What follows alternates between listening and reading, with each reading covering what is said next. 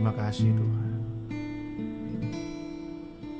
Di hadapan hadirat-Mu ya Bapa,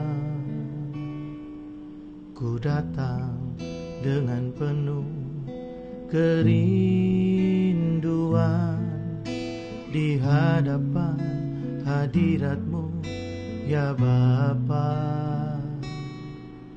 segala keangkuhanku hilang. Di hadapan hadirat-Mu ya Bapa, ku datang dengan penuh kerinduan. Di hadapan hadirat-Mu ya Bapa, segala keangkuhanku hilang. Ku sembah Kau ya Bapa, ku sembah Kau ya Tuhan. Ku tinggikan nama-Mu Yesus dalam hidupku selalu.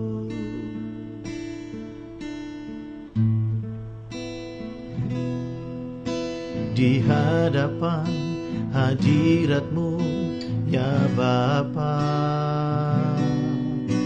ku datang dengan penuh kerinduan. Di hadapan hadirat-Mu ya Bapa, segala keangkuhanku hilang. Ku sembah Kau ya Bapa, ku sembah Kau ya Tuhan. Ku tinggikan nama-Mu Yesus dalam hidupku selalu. Sembah Kau ya Bapa, ku sembah Kau ya Tuhan. Ku tinggikan nama-Mu Yesus dalam hidupku selalu.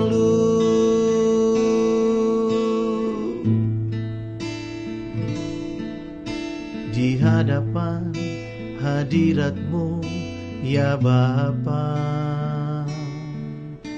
ku datang dengan penuh kerinduan. Di hadapan hadirat-Mu ya Bapa, segala keangkuhanku hilang. Segala keangkuhanku hilang.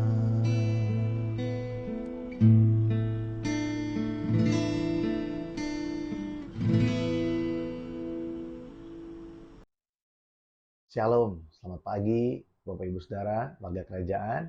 Puji Tuhan, kita berjumpa kembali dalam breakfast di hari Kamis pagi hari ini.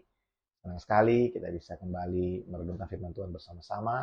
Saya mengajak setiap kita membuka Alkitab kita dari Yakobus pasal yang pertama. Kita melihat ayat yang ke-25, dikatakan seperti ini. Tetapi barang siapa meneliti hukum yang sempurna, yaitu hukum yang memerdekakan orang, dan ia bertekun di dalamnya, jadi bukan hanya mendengar untuk melupakannya, tetapi sungguh-sungguh melakukannya, ia akan berbahagia oleh perbuatannya. Saudara perhatikan, kemarin kita belajar bersama-sama tentang orang yang mendengarkan firman Tuhan tapi tidak melakukannya. Itu seperti orang yang melihat dirinya di cermin tapi tidak mau memperbaiki apa yang salah. Itu dia sedang membohongi diri sendiri.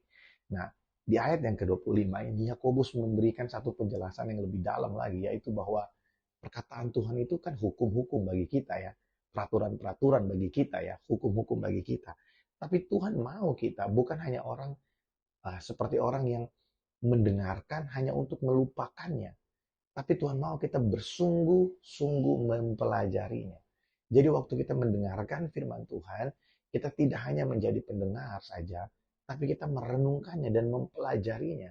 Mungkin waktu kita mendengar kata mempelajari, saudara berpikir kita harus masuk ke sekolah Alkitab dan mengikuti kursus. Ya itu bagus. Tapi mempelajarinya adalah, yang dimaksudkan oleh Paulus adalah kita belajar, oleh Yakobus adalah kita belajar untuk kita menjadi orang-orang yang melakukannya. Kita menelitinya. Kita meneliti perkataan Tuhan itu, meneliti firman Tuhan itu. Apa sih maksudnya?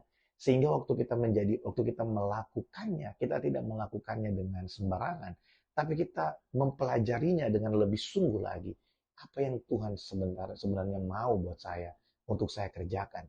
Waktu kita membaca Alkitab dikatakan apa? Kasihilah musuhmu. Siapa orang yang menjadi musuh kita? Waktu Tuhan berkata berdoalah buat orang yang menganiaya kamu. Dan kita mau berdoa untuk orang yang menganiaya kita. Siapa orang yang menganiaya kita? Apakah hanya mereka yang memukuli kita, yang menendang kita? Apakah mereka orang yang menganiaya kita? Atau orang-orang yang membenci kita? Juga termasuk orang yang menganiaya kita? Atau orang yang membuat kita nggak bisa tidur malam karena kepikiran mereka terus? Itu kan juga menyiksa kita.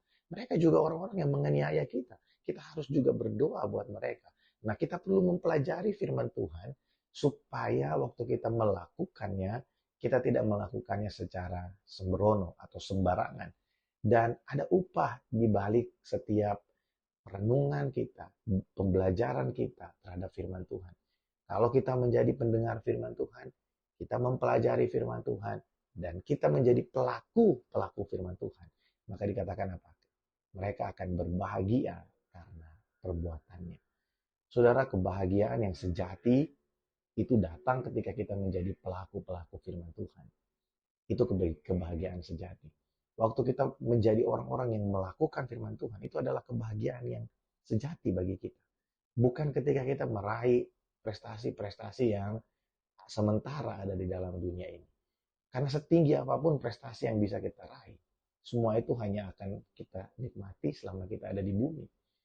Tapi keberhasilan kita dalam melakukan firman Tuhan, menjadi pelaku firman Tuhan, itu adalah sesuatu yang akan kita bawa sampai kepada kekekalan.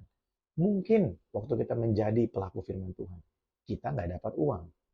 Ya, karena ukuran dunia sekarang apa? Keberhasilan itu apa? Kekayaan secara finansial. Mungkin waktu kita menjadi pelaku firman Tuhan, kita bahkan rugi.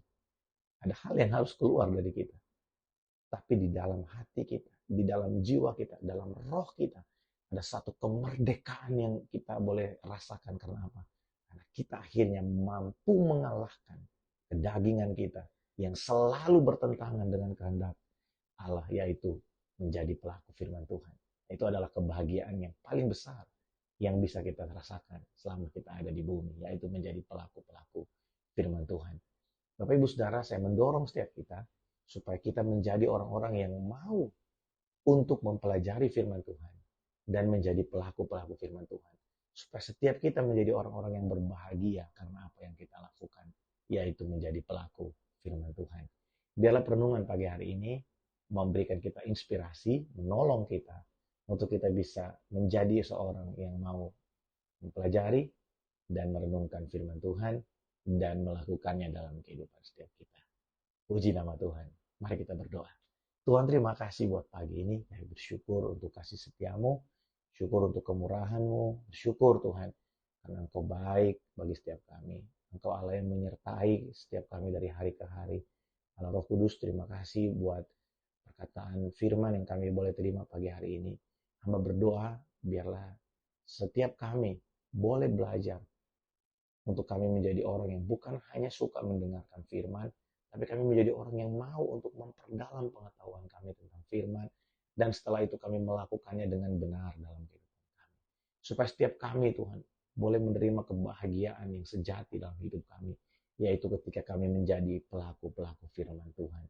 Terima kasih Tuhan, kami bersyukur buat pagi hari ini, kami berterima kasih buat hari yang baru, berkat-Mu buat setiap kami. Dalam nama Tuhan Yesus kami berdoa. Amin. Puji nama Tuhan Bapak Ibu Saudara. Selamat pagi, selamat beraktivitas. Shalom.